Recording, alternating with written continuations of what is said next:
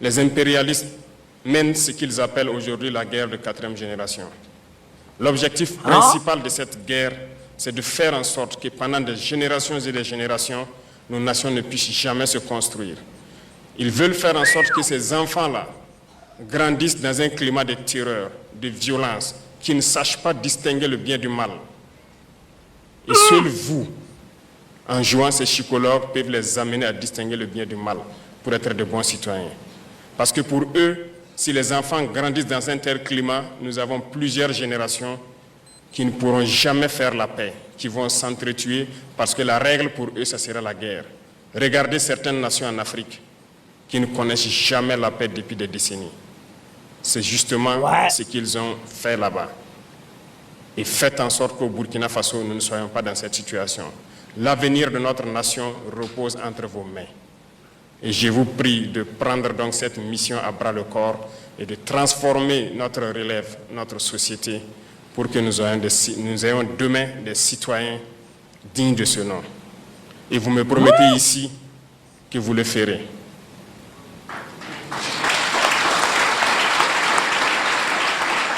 Merci beaucoup. À vous donc, chers élèves, comme je le disais, félicitations pour ce travail abattu dans des conditions pas faciles, mais vous avez su tirer votre épingle du jeu. À travers donc cette journée, vous motivez vos camarades à pouvoir être là l'année prochaine à votre place. C'est une émulation saine que vous êtes en train donc d'inculquer à vos camarades et nous les souhaitons aussi bonne chance, beaucoup de courage à tous. Soyez donc des Burkinabés dignes. Pour ceux qui ont connu les effets de cette barbarie, faites l'effort de rester auprès de vos camarades et être solidaires.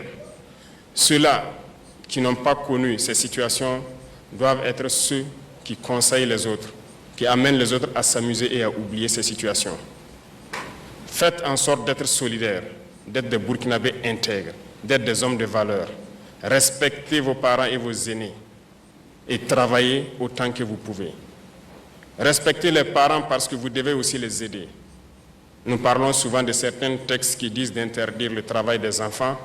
C'est bien, mais je peux vous dire que notre société est bâtie sur des valeurs. Et dans ces valeurs, vous devez faire un minimum de travail pour les parents.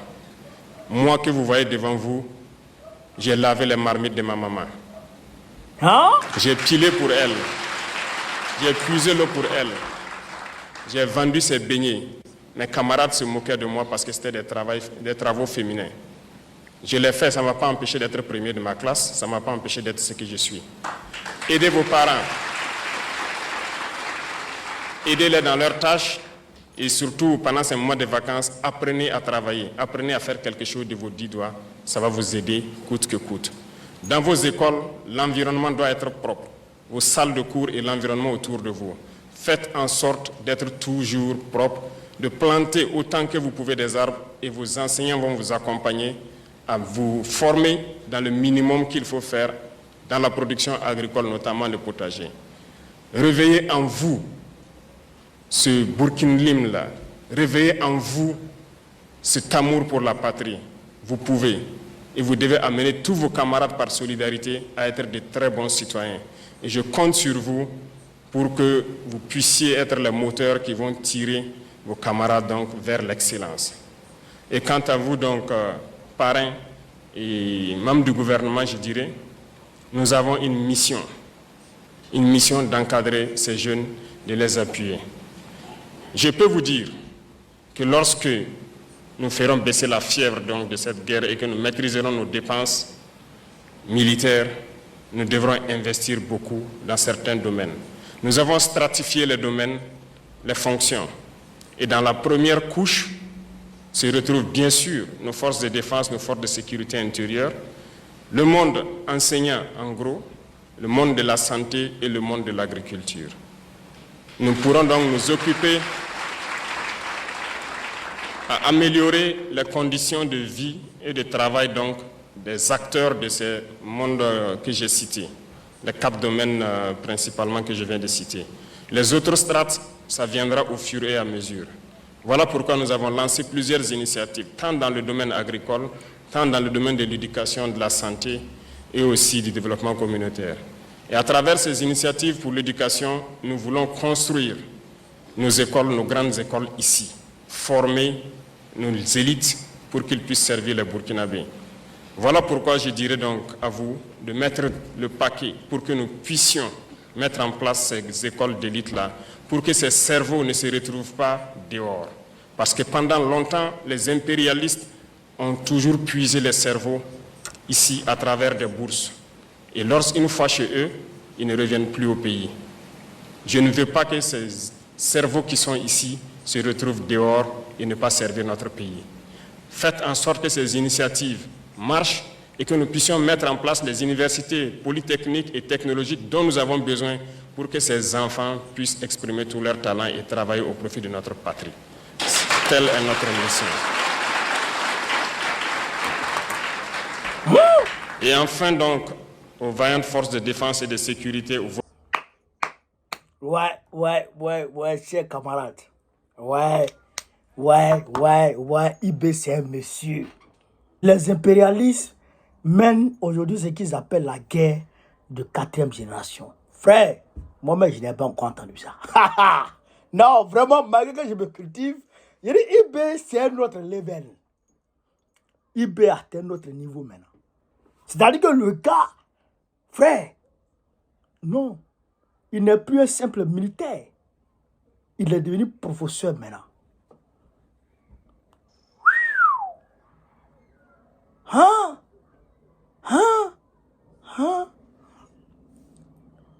Et il explique. Il veut créer une situation de guerre perpétuelle qui va durer dans le temps. Pour que les enfants qui seront nés, qui seront issus des zones de guerre, soient des éternels, je dirais, belliqueux, des monstres. C'est ça. Imaginez au Congo, imaginez dans le Kivu, des gens qui sont nés dans des zones de guerre depuis 1994. 1994, ça fait 30 ans aujourd'hui. Des gens qui sont nés depuis 1994 à aujourd'hui, dans la guerre, ils n'ont pas peur de quelque chose. C'est pourquoi il y a des guerres de tribus pour une simple terre. C'est-à-dire que quelqu'un, une tribu a marché pour entrer dans une tribu B, s'est trompé pour débroussailler un peu, ça devient la guerre contre la tribu A et la tribu B. Dans l'est du Congo, dans le Kivu, c'est la guerre. C'est-à-dire que entre tribus se tuer, c'est à la minute. C'est ça qu'il a défini aujourd'hui par leur guerre de 4e génération. Excusez-moi. Ça veut dire créer une zone, une situation de guerre perpétuelle. Donc, il met les enseignants en mission pour empêcher ça, pour éduquer les enfants. Pour leur dire qu'ils ne doivent pas faire la guerre. Pour rien. On peut faire la guerre pour la patrie. Et pour identifier l'ennemi. Pour que les enfants puissent identifier leur ennemi qui est l'Occident. L'Occident. C'est ça, c'est l'Occident qui est notre ennemi. Ça, il faut que les enseignants puissent briser ce tabou-là. Il faut dire ça aux enfants. C'est l'Occident qui est notre ennemi, c'est eux qui nous maltraitent. C'est eux qui nous envoient les terroristes. Ça, là, il faut dire ça aux enfants pour qu'ils puissent comprendre ça. Ça. Les politiques, les peuples en Occident ne sont pas nos problèmes. C'est les politiques occidentaux qui nous envoient ça. C'est les hommes politiques occidentaux qui nous envoient ça. Est-ce que vous comprenez ça? Est-ce que vous comprenez ça? Donc, c'est ce qu'il est en train de dire ici. Ce qu'il est en train de clarifier ici. Est-ce que vous comprenez? Après, il dit aux enfants, il demande aux enfants d'aider leur famille, d'aider leurs parents. Oui, il faut aider les parents. Ici en Occident, les enfants de 5 ans, 10 ans, j'ai mes droits, moi. C'est mon droit, ça. Ça, c'est mon droit, moi. Tu les envoies. Moi, Mon enfant, quand je dis, va faire ça.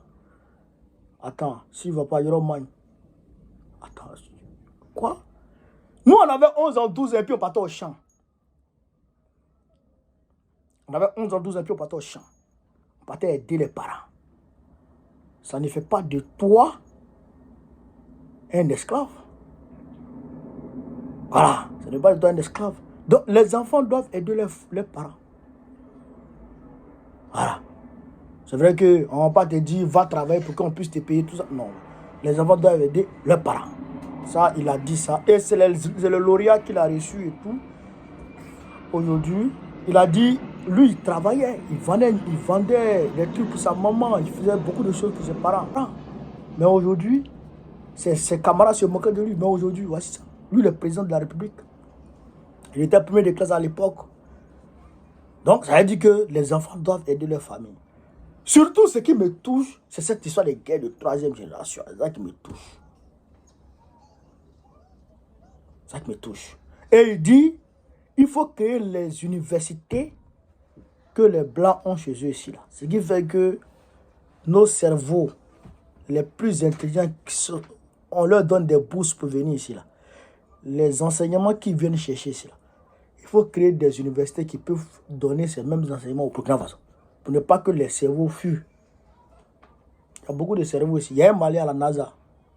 Ce Malien-là, s'il était resté au Mali, en train de créer, il y en a beaucoup de Noirs qui sont ici. Beaucoup de Noirs qui sont ici. Les élites même sont créées ici. Les élites sont créées ici. C'est ce qui fait que les gens de la droite qui sont dans l'ultralibéralisme, qui veulent faire de telle sorte que les mêmes enfants de riches gouvernent les mêmes enfants de pauvres. C'est ça qu'ils veulent faire. Et nous, on est opposés à ça. Et donc, il faut que ces enfants de riches, voilà. Et quand ils arrivent au pouvoir, ils ne connaissent pas la souffrance des gens.